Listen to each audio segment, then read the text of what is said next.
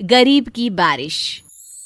शहर की कच्ची बस्ती में एक गरीब मजदूर कालू रहा करता था। कालू के घर में उसकी पत्नी जानकी थी। जानकी लोगों के घरों में झाड़ू पोछा करके कुछ पैसे कमा लेती थी और वहीं कालू किसी तरह मेहनत मजदूरी करके 2 वक्त की रोटी का जुगाड़ कर लेता था। कुछ दिनों से हो रही बारिश के कारण कालू की मजदूरी बंद हो गई थी। अरे जानकी, इस बार तो बरसात ने हद ही कर दी, रुकने का नाम ही नहीं ले रही। कुछ समझ में नहीं आ रहा, अगर इसी तरह काम पर नहीं गया तो 2 वक्त की रोटी का जुगाड़ कैसे होगा। अरे तुम चिंता क्यों करते हो, बारिश का क्या है, 1 आध दिन में रुक जाएगी और उसके बाद में फिर से काम शुरू हो जाएगा। अरे 3 दिन तो हो गए, बरसात तो रुक ही नहीं रही है और आगे भी रुकने के कोई आसार नहीं दिख रहे। तो क्या हुआ, तुम्हारा काम बंद हुआ है ना? मैं तो अभी भी लोगों के घर झाड़ू पोछा करने जाती ही हूँ। मेरे पगार से कुछ दिन तो निकल ही जाएंगे। अरे घर का खर्चा तो हम किसी तरह चला लेंगे जानकी, लेकिन ये जो छत टपक रही है इसका क्या करेंगे? ये बात तो आपकी सही है। हमारी झोपड़ी अब काफी पुरानी हो चुकी है और इसके छप्पर में भी कई सारे छेद हो गए हैं। रात भर पानी टपकता रहता है। अरे मैं भी इसी बात से बहुत परेशान रहता हूँ। कहीं किसी दिन ज्यादा बारिश आ गई तो हमारी झोपड़ी टूटकर बिखर ना जाए। राम राम राम, ऐसी अशुभ बातें क्यों करते हो? अरे ऐसा कुछ नहीं होने वाला। ये झोपड़ी ही तो हमारा सब कुछ है। अगर यही नहीं रही तो हम जाएंगे कहाँ? ठीक है जानकी, जब तुम्हारी पगार मिल जाएगी तो कुछ पैसे बचाकर झोपड़ी के छप्पर की मरम्मत करवा लेंगे। शायद हमारी परेशानी कुछ कम हो जाए। ठीक है जी, अब ना ज्यादा परेशान मत हो। ये लो, खाना खा लो और सो जाओ। सुबह मुझे भी जल्दी काम पर जाना है। जानकी और कालू अपनी झोपड़ी में सो गए। रात को अचानक से बहुत तेज बारिश शुरू हो गई। धीरे धीरे बारिश का पानी कालू की बस्ती में भरने लगा। पानी भरते भरते झोपड़ी के बाहर तक पहुंच गया था। सुबह के वक्त जब कालू और जानकी सोकर उठे, हे भगवान, ये क्या हो गया? बारिश का पानी तो हमारे घरों तक पहुंच चुका है। अब मैं काम पर कैसे जाऊंगी? रहने दो जानकी, तुम आज काम पर मत जाओ। ऐसे पानी से निकल कर जाओगी और बीमार पड़ गई तो लेने के देने पड़ जाएंगे। लेकिन अगर नहीं गई तो मालकिन लोग नाराज हो जाएंगे। आप जानते हैं ना, बड़ी मुश्किल से 1 दिन की छुट्टी भी नहीं देती है। अरे लेकिन जानकी, झोपड़ी के बाहर तो पूरी बस्ती में पानी भरा है, तुम जाओगी कैसे? जानकी जैसे तैसे करके काम पर चली जाती है, लेकिन अगले दिन फिर से बहुत ज्यादा बारिश होती है और बस्ती में ज्यादा पानी भर जाता है। आज तो मैं तुम्हें किसी भी तरह काम पर नहीं जाने दूंगा। अरे अगर तुम्हें कुछ हो गया तो क्या होगा? ठीक है, तुम ठीक ही कहते हो, आज नहीं जाती। अगर मालकिन नाराज हो गई तो मना लूंगी किसी तरह। अरे मनाने वाली क्या बात है? जब तुम बताओगी कि हमारी झोपड़ी में पानी भर गया है तो वो खुद ही समझ जाएंगे ना।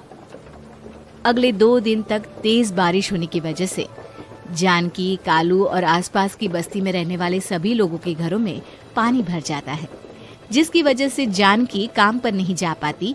और 3 दिन के बाद जैसे ही जानकी काम पर पहुंचती है, कहाँ थी तुम?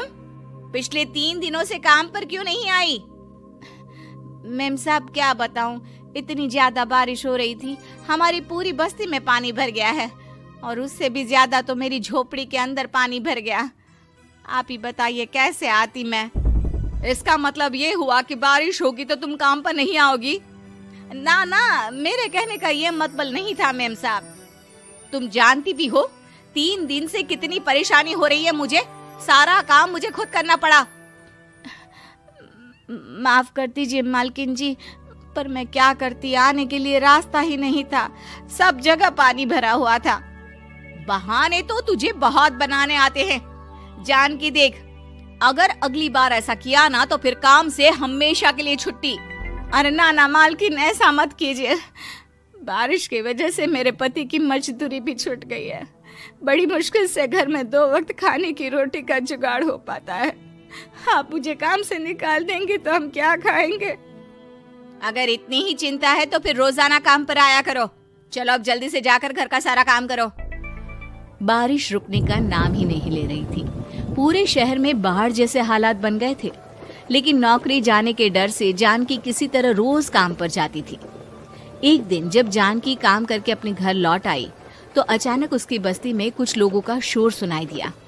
अरे लगता है बाहर कुछ हुआ है, मैं जाकर देखता हूँ। हाँ हाँ, पता तो कीजिए, ये बस्ती में लोग इतना शोर क्यों कर रहे हैं। बाहर जाकर कालू ने एक आदमी से पूछा, अरे क्या हुआ भाई, इतना शोर क्यों मचा रहा है? अरे क्या बताए भैया, अपने बस्ती के बाहर एक पुल टूट गया है और वहाँ पर एक कार फंसी है। थोड़ी देर में अगर किसी ने नहीं बचाया ना तो वो कार पानी में बह जाएगी। हाँ? ये क्या कह रहे हो भैया, कार के अंदर कोई है क्या?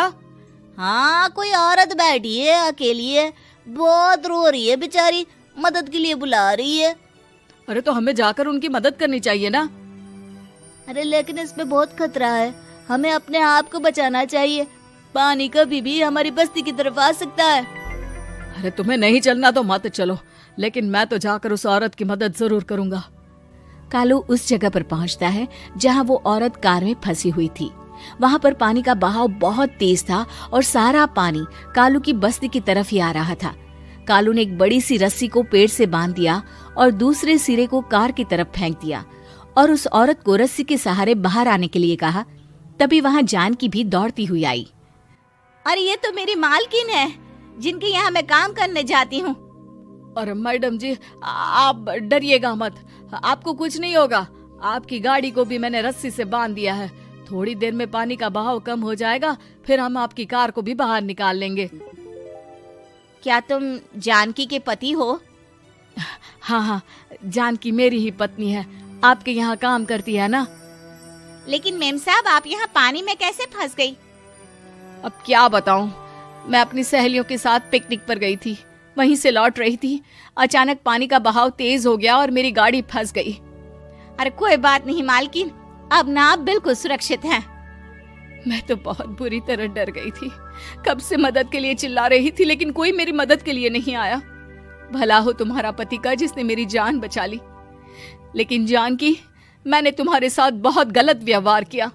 इतने खराब मौसम और बाढ़ में भी तुम्हें काम पर आने के लिए कहा, नौकरी से निकालने की धमकी भी दी, और तुमने मेरी जान बचाई। मुझे माफ कर दो। अरे कोई बात नहीं मालकिन, आपकी जान बचाना तो हमारा धर्म था। देखो जानकी, तुम्हारी झोपड़ी में जो भी नुकसान हुआ है उसके लिए मैं तुम्हें पैसे दूंगी। आज तुम्हारे पति ने मेरी जान बचाई है और आज के बाद मैं तुम्हें कभी भी नौकरी से निकालने की धमकी नहीं दूंगी। आज मैं तुम्हारी परेशानी को अच्छी तरह समझ चुकी हूँ।